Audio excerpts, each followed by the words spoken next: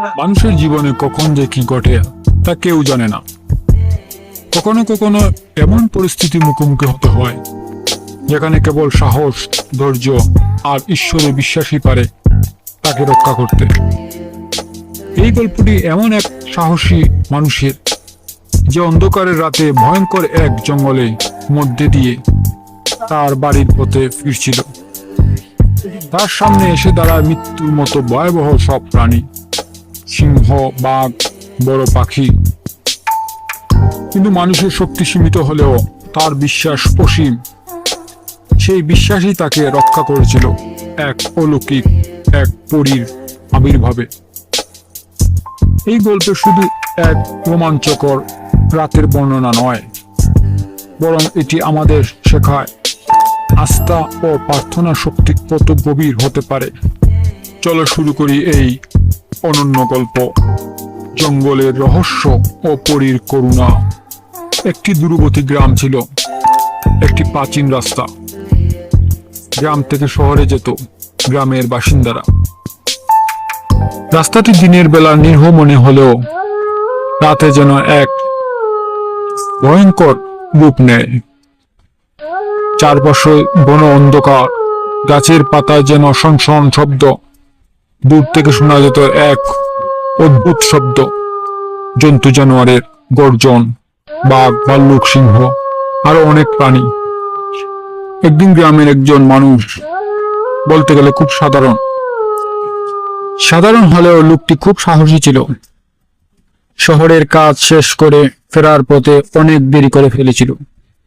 ঘড়ির কাঁটা তখন মধ্যরাত পার করেছে। সে জানতো জঙ্গলের ভেতর দিয়ে না গেলে বাড়ি পৌঁছানো সম্ভব না।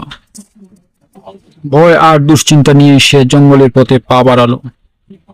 হঠাৎ তার মাথার উপর দিয়ে একটা বিশাল ছায়া। লোকটি বলতে লাগলো, বাবারে, কি চলে গেল এটা? এত বড় ছায়া! হে আল্লাহ, আমাকে রক্ষা করো। এত বড় দৈত্যকার পাখি আমি আর দেখিনি। জানি না এটা কিসের পাখি। আকাশ পুরোটা ছায়ায় ঢেকে গেছে। পাখিটি দেখেই তাকে তাড়া করলো, ভয়ঙ্কর ভাবে গর্জন করতে লাগলো। লোকটি প্রাণপণ দিয়ে দৌড়াতে লাগলো। লোকটি দৌড়াতে দৌড়াতে এক ঝোপের আড়ালে লুকিয়ে পড়ল। পাখিটি তাকে খুঁজল, কিন্তু পেল না। অবশেষে পাখিটি লোকটিকে না পেয়ে আবার উড়ে চলে গেল। লোকটি হাঁপাতে হাঁপাতে আবার হাঁটা শুরু করলো। কিছু দূরে গিয়ে সে হঠাৎ দাঁড়িয়ে পড়ল। তার চোখের সামনে একটা সিংহ দাঁড়িয়ে আছে।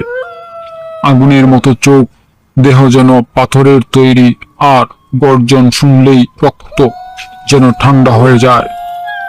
লোকটি আবার আল্লাহকে স্মরণ করলো, হে আল্লাহ, তুমি আমাকে কোন পরীক্ষায় ফেললে? হে রহমানুর রহিম, আমাকে তুমি রক্ষা করো। লোকটি আবার দৌড়াতে লাগলো। দৌড়াতে দৌড়াতে সামনে একটা ঝোপ দেখলো। সেই ঝোপের মধ্যে লোকটি লুকিয়ে পড়ল। সিংহটি লোকটিকে না দেখতে পেয়ে কিছুক্ষণ অপেক্ষা করলো, তারপর চলে গেল। সিংহটি চলে যাওয়ার পর লোকটি ঝোপ থেকে বেরিয়ে আসলো। রাত আরো গভীর হলো। লোকটি আবার হাঁটা শুরু করলো। লোকটির মনে আর কোনো বিপদ নেই, কিন্তু লোকটি জানতো না তার জন্য এখন কি অপেক্ষা করছে। কিছু দূর হাঁটার পরে তার সামনে একটা জলজন্ত বিশাল একটা বাঘ এসে তার রাস্তায় এসে দাঁড়ালো।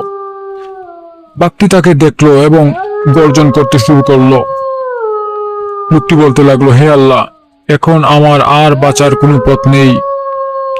লোকটি প্রাণপণ দিয়ে চেষ্টা করলো বাঁচার জন্য, কিন্তু দৌড়ে দৌড়ে সে ক্লান্ত হয়ে পড়ল। বাঘটি এক লাফে তার দিকে ছুটে গেল।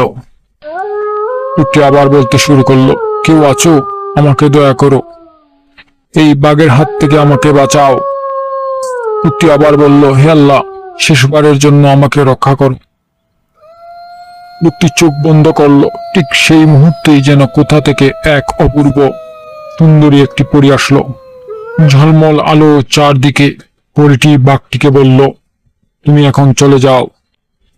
বাঘটি কোনো কিছু করলো না। পরীর কথার সাথে সাথে বাঘটি চলে গেল। লোকটি মাটিতে বসে পড়ল, চোখে পানি। কাঁদতে কাঁদতে বলল, হে দয়াময় সুন্দরী পরী, তোমার অশেষ দয়ায় আমি আজ বেঁচে আছি। তুমি না থাকলে আমি আর পৃথিবীর আলো দেখতে পারতাম না। পরীটি মৃদু হেসে বলল, আল্লাহর ইশারায় সবকিছু হয়। উনার ইশারায় আজ তুমি বেঁচে আছো। জগতে যা কিছু হয় সবকিছু আল্লাহর ইশারাতেই হয়। এখন তুমি নিরাপদ। লোকটি বলল, তোমার এই উপকার আমি সারা জীবনই ভুলব না। তোমাকে অনেক অনেক ধন্যবাদ আমার জীবন বাঁচানোর জন্য। লোকটি বলতে লাগলো, এই রাতের কথা কখনোই আমি ভুলব না, যত জীবন বেঁচে থাকবো। শিক্ষা: আল্লাহর প্রতি বিশ্বাস রাখা কখনোই বৃথা যায় না। বিপদের সময় যদি মন থেকে ডাকা যায়, সাহায্য ঠিকই আসে আল্লাহর পক্ষ থেকে, হয়তো মানুষ রূপে নতুবা অজানা শক্তির মাধ্যমে।